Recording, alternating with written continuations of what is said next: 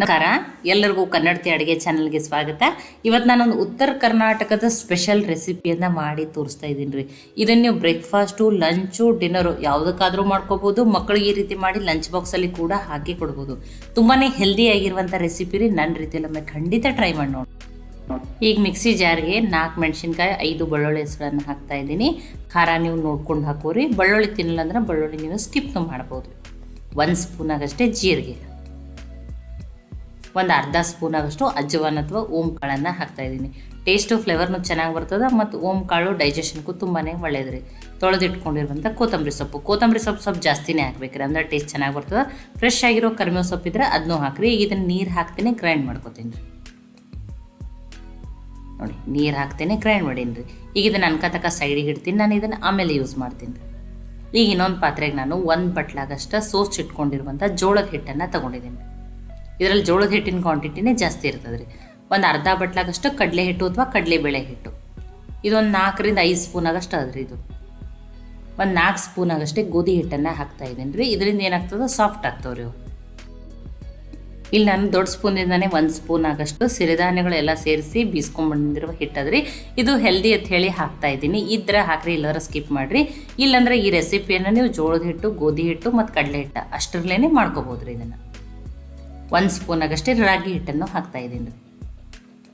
ನೋಡಿ, ನಾನಿಲ್ಲಿ ಅದೇ ಸ್ಪೂನ್ಲೆ 1 ಸ್ಪೂನ್ ಆಗಷ್ಟು ಸ್ವಲ್ಪ ಕ್ರಿಸ್ಪಿನೂ ಇರಲಿ ಟೇಸ್ಟ್ ಅಂತ ಹೇಳಿ ಅಕ್ಕಿ ಹಿಟ್ಟನ್ನು ಹಾಕ್ತಾಯಿದ್ದೀನಿ. ಇಲ್ಲ ನಮಗೆ ಸಾಫ್ಟಾಗಿಯೇ ಇರಲಿ ಅಂದ್ರೆ ನೀವು ಇದನ್ನು ಅಕ್ಕಿ ಹಿಟ್ಟನ್ನು ಹಾಕಬೇಡ್ರಿ. ನೋಡಿ, ನಾನಿಲ್ಲಿ 1 ಬಟ್ಲಾಗಷ್ಟು ಸ್ಪ್ರಿಂಗ್ ಆನಿಯನನ್ನು ಸಣ್ಣದಾಗಿ ಕಟ್ ಮಾಡಿ ಹಾಕ್ತಾಯಿದ್ದೀನಿ ರೀ. ಎಳೆ ಸ್ಪ್ರಿಂಗ್ ಆನಿಯನ್ ಇದ್ರೆ ಟೇಸ್ಟು ತುಂಬಾ ಚೆನ್ನಾಗಿ ಬರ್ತದೆ. ಇಲ್ಲ ನಮ್ಮ ಕಡೆ ಸ್ಪ್ರಿಂಗ್ ಆನಿಯನ್ ಇಲ್ಲ ಅಂದರೆ ನೀವು ನಾರ್ಮಲ್ ಈರುಳ್ಳಿಯನ್ನೇ ಅತಿ ಸಣ್ಣದಾಗಿ ಕಟ್ ಮಾಡಿ ಹಾಕಿರಿ.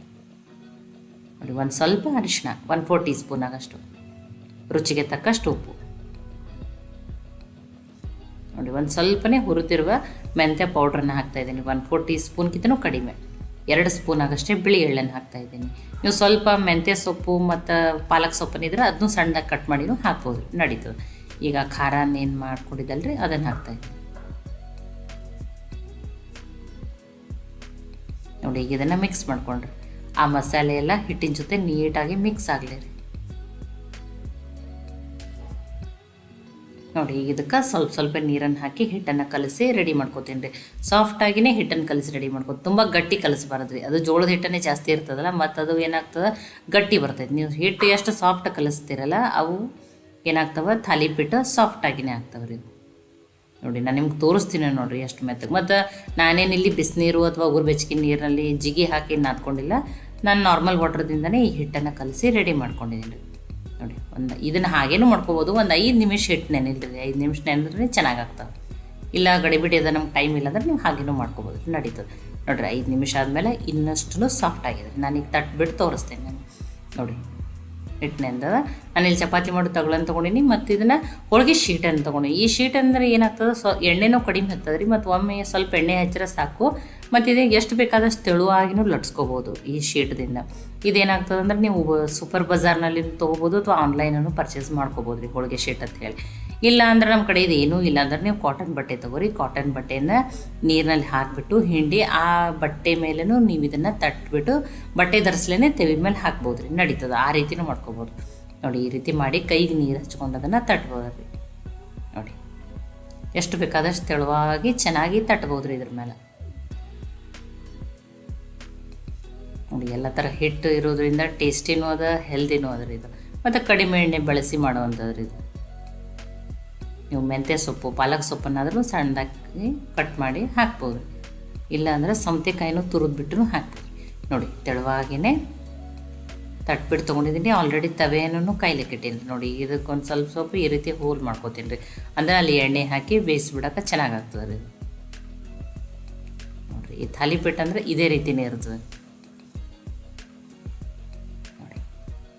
ಈ ರೀತಿ ಶೀಟ್ ಧರಿಸ್ಲೇ ಹಾಕಿಬಿಡಿದ್ರೆ ಅದು ಸ್ವಲ್ಪ ಬೇಯ್ದ ಮೇಲೆ ತಾನೇ ಶೀಟನ್ನು ತಾನಾಗಿ ಬಿಟ್ಬಿಡ್ತದೆ ರೀ. ನೋಡಿ, ಈಗ ಅಲ್ಲಿ ಎಣ್ಣೆ ನೋಡಿರಿ, ಎಣ್ಣೆ ಹಾಕ್ಬಿಟ್ಟು ಬೇಯಿಸೋಣ್ರಿ.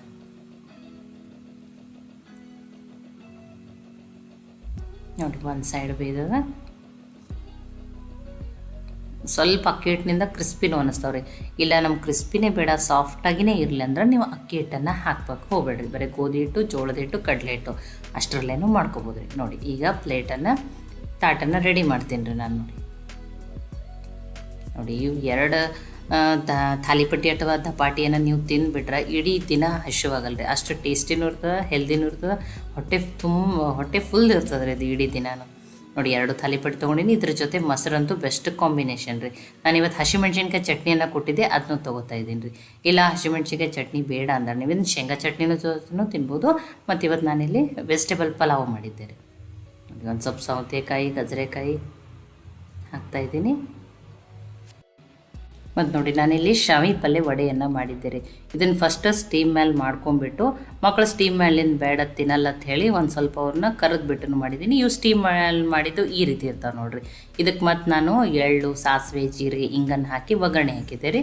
ಒಂದು ಸ್ವಲ್ಪ ಕರೆದ್ಬಿಟ್ಟು ಮಾಡೋದು. ಆ ಶಾವಿ ಪಲ್ಯ ವಡೆನೂ ಟೇಸ್ಟ್ ತುಂಬಾ ಚೆನ್ನಾಗಿರ್ತದೆ ರೀ. ಮತ್ತು ಶಾವಿ ಪಲ್ಯ ಆರೋಗ್ಯಕ್ಕೂ ತುಂಬಾ ಒಳ್ಳೇದು ರೀ. ನೋಡಿ ಟೇಸ್ಟಿಯಾಗಿರುವಂಥ ನಂದು ಇವತ್ತು ಗ್ರೀನ್ ಕಲರ್ ಥಾಲಿನೇ ರೆಡಿ ಆಗಿದೆ ರೀ. ಎಲ್ಲನೂ ಗ್ರೀನ್ ಅದ, ಟೇಸ್ಟಿನೂ ಅದ, ಹೆಲ್ದಿನೂ ಅದ. ಬರೀ ನೀವು ಥಾಲಿಪಟ್ಟಿ ಮೊಸರು ಮಾಡಿ ಮಕ್ಕಳಿಗೆ ಲಂಚ್ ಬಾಕ್ಸಲ್ಲಿ ಕೂಡ ಹಾಕಿ ಕೊಡ್ಬೋದು ರೀ. ಇವತ್ತು ನಾನು ಮಾಡಿದ್ದೆ ಅಂತ ಹೇಳಿ ಈ ರೀತಿ ಥಾಲಿಯನ್ನು ರೆಡಿ ಮಾಡಿ ತೋರಿಸಿದ್ದೀನಿ. ನೀವು ಮಧ್ಯಾಹ್ನ ಊಟಕ್ಕೋ, ರಾತ್ರಿ ಊಟಕ್ಕೋ ಅಥವಾ ಬರೀ ಬ್ರೇಕ್ಫಾಸ್ಟಿಗೆ ಮಾಡ್ಕೊಂಡ್ರೂ ನಡೀತದೆ ರೀ.